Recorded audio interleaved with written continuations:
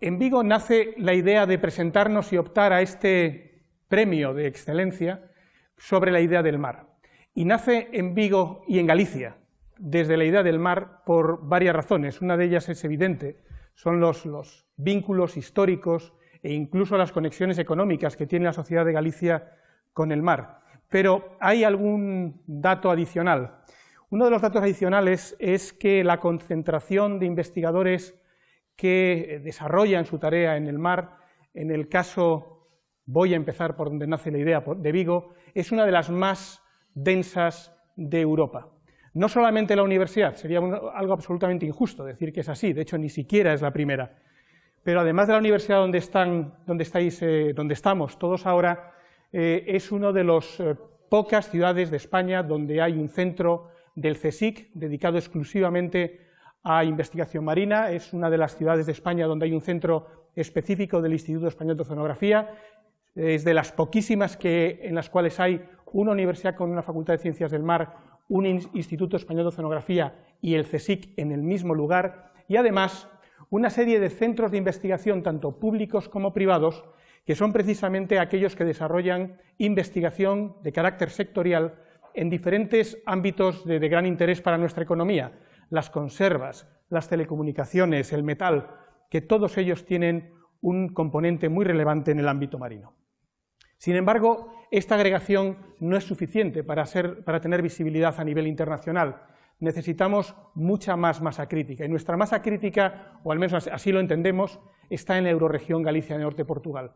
Muchas veces vivimos de espaldas a nuestros compañeros de Portugal, pero sus capacidades son extraordinarias, en este campo del mar también. Y es por ello que Campus do Mar agrega toda la capacidad que tiene Galicia en el ámbito marino, pilotado fundamentalmente por 5 instituciones, como son las 3 universidades de Galicia, el CSIC y el Instituto Español de Oceanografía, además de los centros tecnológicos, y 4 universidades de Portugal, la Universidad de Oporto, la Universidad de Miño, la Universidad de Aveiro y la de Trás-os-Montes e Alto Douro. Esta es, por lo tanto, la agregación de I+D del Campus do Mar.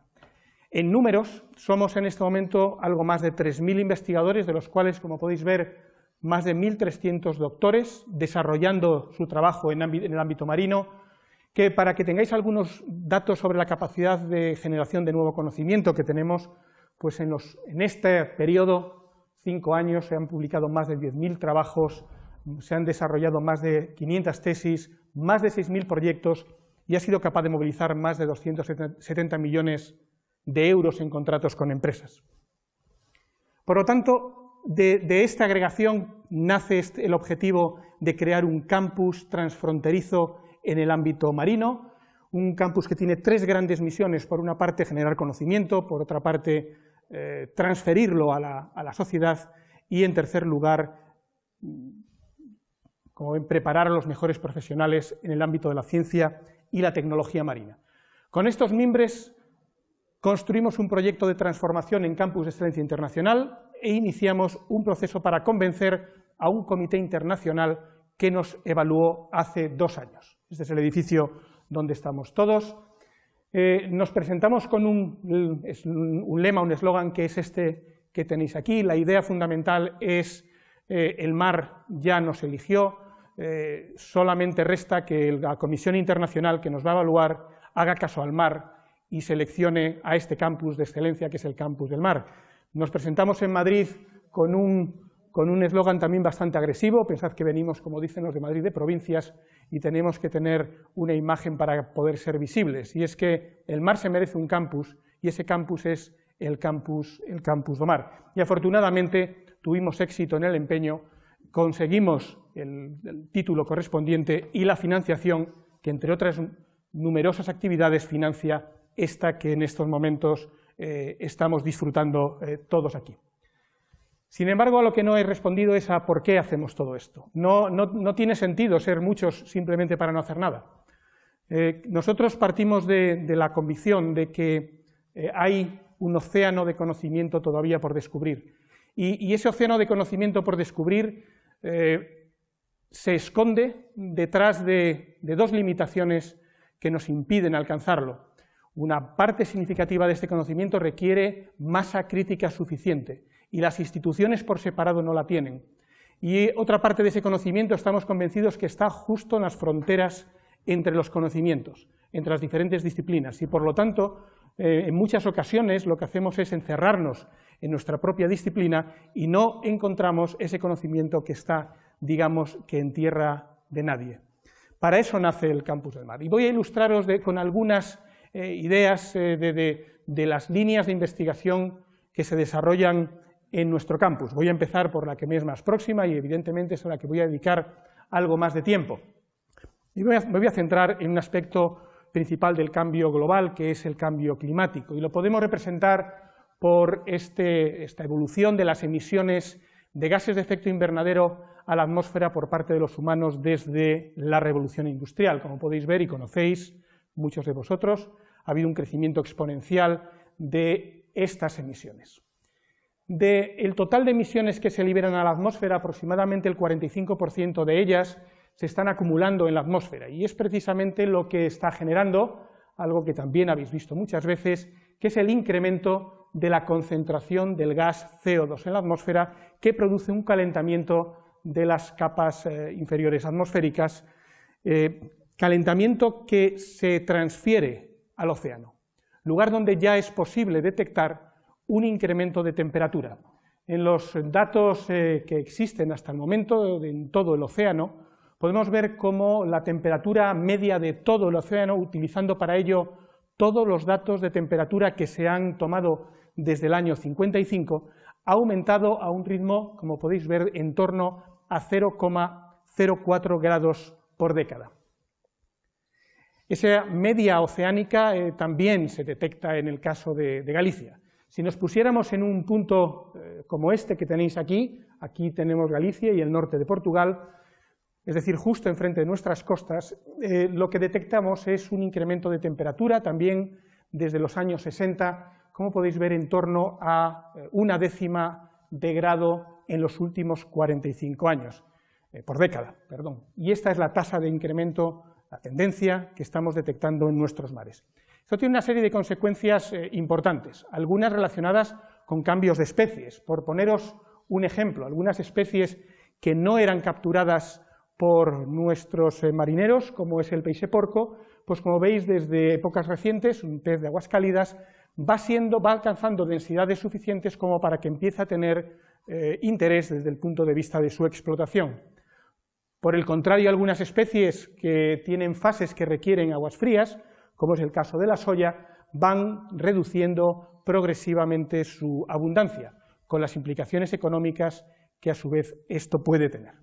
No solamente tiene que ver o está relacionado el cambio de temperatura con un cambio en las poblaciones, sino que también se está empezando a detectar que está afectando los patrones de enriquecimiento en nutrientes de las rías de Galicia y de nuestras costas.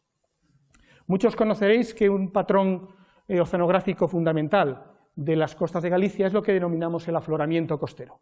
No es más que un fenómeno que voy a describir en un minuto y seguro que mis compañeros lo harán con más detalle después, según el cual durante el invierno las aguas costeras de Galicia son muy frías. Eso lo sabemos todos en cuando intentamos meter un pie en el agua cuando sopla viento del norte, es decir, cuando está despejado el tiempo en nuestras costas. Es un proceso que deriva de un proceso físico en el cual en el hemisferio norte, cuando sopla un viento desde el norte, como podéis ver ahí, nuestra costa, la costa de Galicia, estaría situada en esta parte, se produce un desplazamiento de las capas superficiales de agua por causa de la fuerza de Coriolis, que hace que sean reemplazadas por aguas profundas, frías, pero muy ricas en nutrientes. Y ese proceso de ascenso de aguas es precisamente el proceso del afloramiento costero que enriquece nuestras costas y enriquece nuestras rías. Voy a colocaros un vídeo hecho por los compañeros del Instituto de Investigaciones Mariñas de Vigo, en Bouzas. Vamos a ver cómo funciona una ría. Cómo funciona una ría, en este caso la ría de Arousa, desde su parte interior a su parte externa. Os voy a pedir que solamente prestéis atención, bueno, podéis prestar atención a lo que queráis, pero sería interesante que prestarais atención a las de la derecha, donde vais a ver la representación de la temperatura del agua de mar y de la concentración de clorofila, la cantidad de algas, de material vegetal que existe en esa ría. En esta flecha que estáis viendo aquí, en esta barra que sube y baja, indica la intensidad de viento del norte. Cuanto más alta esté, mayor es la intensidad del viento del norte. Cuando se baje a la parte inferior, será más intenso el viento del sur. Y aquí tenéis el día del año en el cual está ocurriendo. Esto no es un modelo matemático, estos son datos reales de nuestros compañeros que trabajaron muy intensamente tomando datos en la Ría de Arousa durante meses, creo que 2 veces por semana, si no recuerdo mal.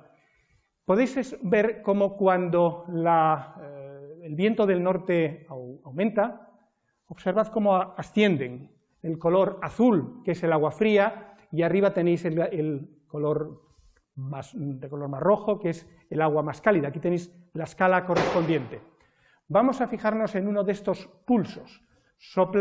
Cuando sople un viento del norte muy intenso. Ahora empieza a soplar viento del norte, lo podéis ver, y observad cómo el agua fría llega hasta la superficie. Cuando se relaja el viento del norte, empieza a calentarse en superficie el agua de nuevo y se estratifica, que queremos decir que se separa el agua superficial más caliente del agua profunda más fría. Ahora voy a pedir que prestéis atención al siguiente pulso que nos aparezca ahora en agosto, en el que entre agua fría, y fijaros cómo en esta parte inferior la concentración de clorofila que hay en el agua, después de que ascienda el agua fría, rica en nutrientes, igual que cuando abonamos nuestras plantas, vais a ver un aumento importante de la cantidad de algas que hay. Ahora mismo hay un muy intenso afloramiento y en el momento en que se relaja, fijaros cómo crece, cómo aumenta la cantidad de clorofila que hay en el agua. Y la velocidad a la cual está ocurriendo esto, los pulsos, como veis que es a escalas de muy pocos días, es exactamente la variabilidad que es natural en nuestras rías, es como están funcionando. Son tremendamente fluctuantes y estrechamente asociadas, como habéis visto, al patrón de circulación atmosférica, al patrón de vientos de la zona. Bien, aquí veis algunos ejemplos de procesos que tenemos que comprender mucho mejor, porque de ello dependen precisamente una parte importante de los recursos que extraemos de ellos. Decía que el 45% de las emisiones quedan recogidas, almacenadas en la atmósfera. El 29% se cree que se concentran, se acumulan en la vegetación terrestre, aumentando la biomasa fundamentalmente de bosques boreales. Y el 26% restante es gas, CO2, que entra dentro del océano. Entra dentro del océano, donde tienen efectos complejos en la química del océano, pero fundamentalmente lo que genera es una acidificación del océano. El océano progresivamente se va haciendo más ácido, su pH se va haciendo más bajo. Y, entre otras muchas consecuencias de esta entrada de más de 2.000 millones de toneladas de carbono cada año que entran, de carbono del que hemos liberado por quema de combustibles fósiles, pues se traduce en problemas para, por ejemplo, la calcificación de los organismos marinos. Aquí tenéis un ejemplo de la calcificación de un organismo calcáreo y cómo calcifica en concentraciones naturales, presentes, mejor dicho, de CO2, y cómo calcificaría en concentraciones de CO2 de las que se esperan para finales de este siglo. No solamente los impactos que sufre el océano tienen que ver con el CO2, tienen que ver también con la entrada de metales traza, de otros contaminantes. Juan José González, al final de la sesión de hoy, va a hablar precisamente de ese tema, y también de la entrada masiva de nutrientes, muy asociado precisamente a la revolución agrícola, asociada a los fertilizantes, que está generando procesos que denominamos de eutrofización, de enriquecimiento excesivo en nutrientes del océano, que puede generar zonas sin oxígeno. Zonas sin oxígeno que durante muchísimos años se han reconocido, pero que en fechas recientes se están detectando ya no en los estuarios, en los ambientes más cerrados, sino incluso en grandes extensiones del océano, como por ejemplo esta enorme mancha de agua prácticamente sin oxígeno en el Golfo de México, con una extensión, como podéis ver, de más de 500 kilómetros, en una zona que no es precisamente, como podéis ver, un estuario cerrado. De nuevo, conocimiento que tenemos que profundizar en él. Para poder comprender estos procesos no es suficiente con salir con barcos oceanográficos al mar, hay que tener sensores de última generación en el mar tomando datos de forma automática. Esto que veis aquí es la representación de las boyas que están tomando datos oceanográficos en el océano en este momento. Hay un enorme entramado de sistemas autónomos que están recogiendo información. Tenemos una necesidad inminente de desarrollar nuevos sistemas de observación, y ahí están nuestros ingenieros implicados. No solamente desarrollar sistemas, sino conectarlos entre ellos a través de las tecnologías de la información y la comunicación. Esta es la imagen de la oceanografía del futuro, en el cual idealmente el oceanógrafo esté en su despacho y tenga unos ingenios colocados en el océano haciendo nuestro trabajo y por lo tanto evitando nuestros mareos en el mar y siendo mucho más eficiente y mucho más económico. No todo se puede estudiar así, eso también ya lo adelanto. No nos olvidemos que el mar es responsable aproximadamente del 50% de la producción de materia del planeta, y por lo tanto los recursos que extraemos de él son de relevancia y no conocemos suficientemente su dinámica. Pues es bien conocido algunos procesos que asociamos a la sobreexplotación, como el colapso de la pesquería de bacalao, que muchos habréis oído, pero sin embargo no siempre es tan simple atribuir causalidades a las observaciones que detectamos en el océano. Y os lo voy a ilustrar con un resultado de un trabajo. Aquí lo que os muestro es una estimación de la biomasa de sardina del Pacífico, como veis, en los últimos 2000 años, reconstruida a partir de las escamas de estas sardinas que quedan depositadas en los diferentes estratos del sedimento. Y podéis ver que a partir de este método, con las limitaciones que ellos tienen, y Guillermo Francés, que os va a hablar en un momento, es el especialista en estos campos, la reconstrucción de sus abundancias indican cambios muy bruscos en las abundancias en la historia reciente de esta especie, y que no pueden ser atribuidos de ninguna manera a la explotación humana. Luego hay procesos en la dinámica de las poblaciones que desconocemos y que por lo tanto requieren una investigación muchísimo más intensa. Hay organismos que conocemos muy poco, de los cuales no sabemos prácticamente nada de ellos. Algunos, a lo mejor vosotros no habéis visto alguno de estos especímenes que hay aquí. No sabemos qué contienen, otros no sabemos que existen y otros existen pero no los conocemos. Y ahí hay un mundo también por descubrir, tanto de nuevos organismos, nuevos productos, etc. Conocer las bases moleculares de todos estos organismos es otro reto que se está desarrollando en el campus del mar. Toda la zona costera es una zona de interfase entre el océano y los humanos, principalmente en años recientes, donde un porcentaje cada vez mayor de la población se está concentrando precisamente en ciudades de las costas. Y es un lugar donde tienen lugar conflictos e interacciones, conflictos de interés razonables, muchos de ellos, otros no, entre todas las actividades que deben coexistir en el mismo territorio. Voy a poneros un ejemplo para ilustrar esto que comento. Esto que tenéis ahí es una porción de mar. Esto es Gran Bretaña, esto es, mejor dicho, es Inglaterra exactamente, esto es Irlanda. En este mar vais a ver ahora diferentes actividades que ocupan ese territorio.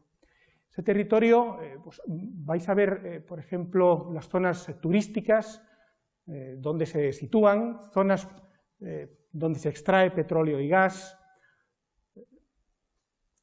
zonas que se destinan a la colocación de plantas de acuicultura, protección de la costa, los puertos y navegación, zonas para actividades militares, en su caso, para pruebas militares, protección del patrimonio cultural, zonas que se preservan para conservación de la naturaleza, para dragados y depósitos de residuos, zonas reservadas para colocar cables submarinos para la actividad pesquera, para instalar sistemas de energía renovable marina, para las actividades de recreo o para la minería. Ese entramado que veis ahí no es más que un conflicto de usos de ese territorio en este caso marino, exactamente igual podría pasar en tierra. Esto se puede gestionar de varias maneras. Se puede gestionar pues en función de a ver quién es más fuerte, como sabéis es la forma normal de gestionarlo, pero ya hay una forma de gestionarlo que es gestionarlo basado en el conocimiento. Y para poder gestionar esto basado en el conocimiento hace falta muchísimo conocimiento, y no cualquier conocimiento, sino el conocimiento que permite gestionar. Y este es otro de los campos relevantes del Campus do Mar, que es la gestión integral de nuestras zonas costeras. Precisamente el coordinador del clúster de gestión de zonas costeras está aquí presente y os va a hablar, Ricardo Prego os va a hablar después. Porque es una zona donde se da soporte a una gran cantidad de actividades económicas que ocupan territorio litoral. Y pensad en nuestra ingeniería naval, no solamente ocupa espacio, sino que nuestros ingenieros navales tienen que trabajar muy intensamente en el diseño de nuevos buques, mucho más eficientes, especialmente desde el punto de vista energético, y toda la ingeniería que tiene que ver con las infraestructuras marítimas también son parte del Campus do Mar, y por supuesto todo lo que tenga que ver con transporte, con seguridad marítima, con energía del mar y todo lo que tenga que ver con el mar como generador de cultura, es un documento de Martín Kodax, Ondas do Mar de Vigo, o del arte. Todo esto forma parte del Campus do Mar. Para terminar, y muy brevemente, voy a daros unas pinceladas de cuáles son las grandes líneas de actuación que tiene el campus. Tiene una estructura muy compleja de organización, como os podéis imaginar, tiene una serie de áreas, un área de investigación que se organiza en 4 grandes clústeres de investigación, que son los que he ido repasando rápidamente en esta breve presentación: la observación del océano y el cambio global, el uso y la gestión sostenible de recursos, la gestión de la zona costera y todo lo que tiene que ver con el progreso tecnológico. Esta investigación se canaliza, una parte de ella es investigación básica y otra se canaliza directamente a cubrir intereses directos de los sectores productivos de nuestra zona. Hay un programa de transferencia en el cual hay diferentes proyectos en marcha. Solo he escogido uno para que tengáis idea variada de qué tipo de actividades desarrollamos, que es lo que denominamos MarJob, es la plataforma de empleo del Campus do Mar. Hay un grupo de personas que están trabajando todos los días buscando toda oferta de empleo que tenga que ver con el I+D marino en cualquier lugar del mundo, y lo pone a disposición de cualquier persona, multilingüe, por lo tanto está proyectado de cara al mundo. Tiene un programa de mejora docente, que en nuestro caso nos concentramos fundamentalmente en la puesta en marcha de tecnologías de la información y la comunicación aplicadas a la docencia, y un programa de internacionalización. Es un campus de excelencia internacional, está diseñado para ser visibles fuera, para proyectarnos hacia el exterior, con una estrategia bastante clara. Por una parte es mantener y reforzar los vínculos estrechos que tenemos con los mejores centros del mundo, y eso es algo que los grupos de investigación del Campus do Mar ya tienen, con los mejores centros y laboratorios de Europa y de América, pero además hemos seleccionado 4 países que son nuestros países objetivo. Países objetivo porque, ahora veréis por qué, es evidente, son países en los cuales se desarrolla investigación del máximo nivel en el ámbito del mar, con los cuales por razones múltiples no tenemos una vinculación muy estrecha. Algunos sorprende, es el caso de México, es el caso de Brasil o es el caso de Chile, países que nos unen lazos culturales, lingüísticos evidentes, emergentes, algunos de ellos con una gran capacidad y potencia en investigación científica, donde ya estamos ahora mismo conectados y antes teníamos estrecha conexión. El otro, como veis aquí, es China.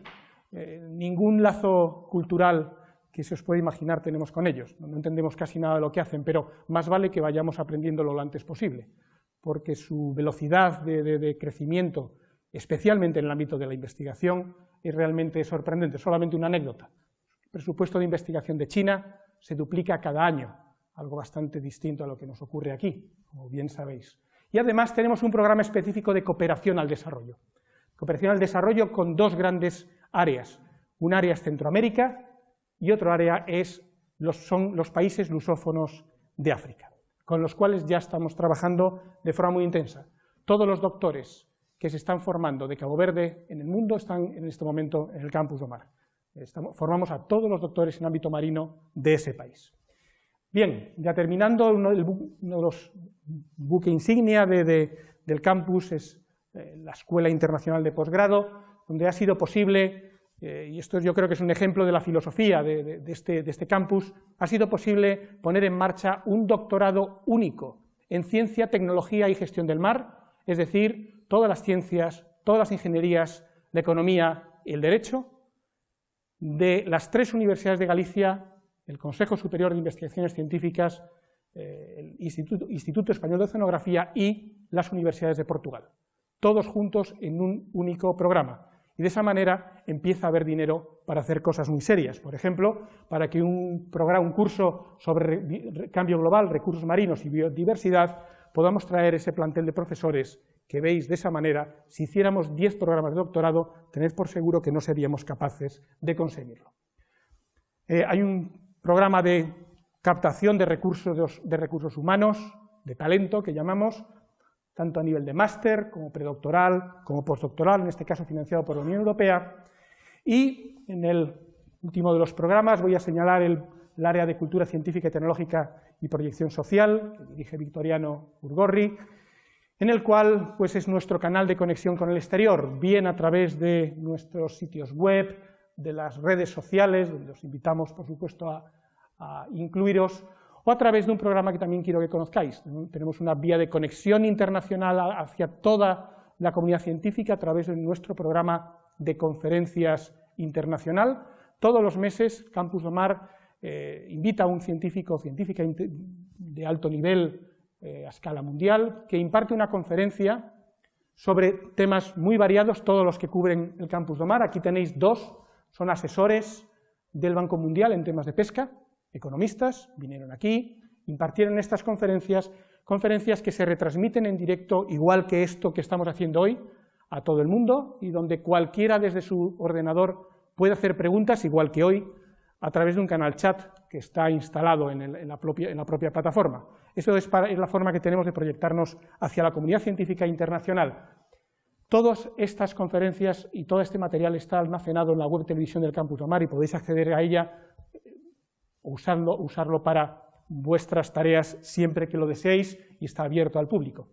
También vamos donde están los ciudadanos para hacer con ellos, tratar de transferir el conocimiento de los laboratorios, por ejemplo, en estos eventos que se realizaron el año pasado en las plazas de los pueblos, en barcos o cuando vamos a las playas. Vamos a buscar donde están nuestros vecinos para enseñarles cosas que hemos aprendido en el mar. Y es precisamente en este ámbito en el cual se enmarca Oceántica. Yo no voy a hablar de Oceántica. Mañana hay una ponencia de una persona que es clave en este proyecto, además de los ponentes que vais a oír, que es Francisco Soñora, al que muchísimos conocéis, que es un alma mater de este proyecto, ¿no? Esto que ocurre hoy no sería posible sin él. Y es quien va a ser el responsable mañana de explicaros en detalle cómo va a funcionar. Solamente deciros que desde nuestra perspectiva es un proyecto que llevamos tiempo esperando para poderlo lanzar. Hemos creído por múltiples razones que este es el momento para lanzarlo y nos falta una pata en la proyección social.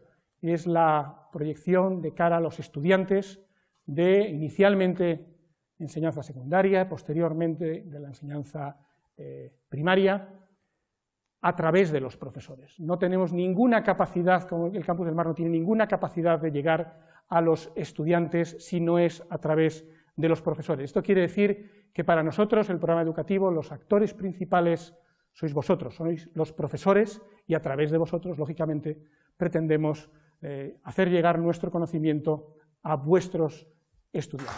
Muchas gracias.